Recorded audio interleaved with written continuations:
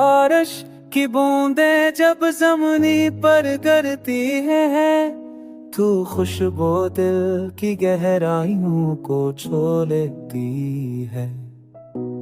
ये रमझम, ये ठंडी हवा, ये मध्यम रोशनी, सब कुछ दिल को सुकून की दुनिया में ले जाता है।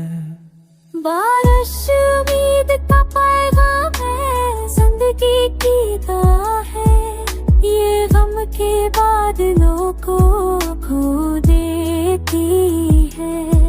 ये हर दिल में नई ताजगी भर देती है।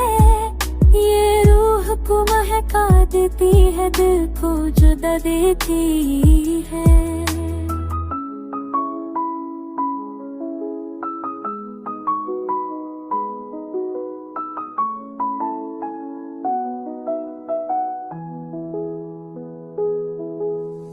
कभी बारिश आंखों के आंसू जैसी लगती है, कभी ये खुशी के गीत सुनाती है। मोहब्बत करने वालों के लिए ये यादों का मौसम है।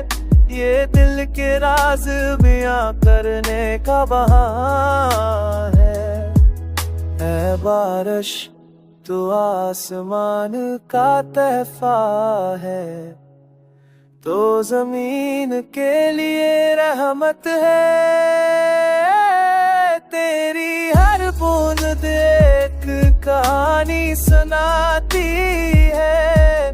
तेरी हर रमज़ दिल को जिंदा कर जाती है।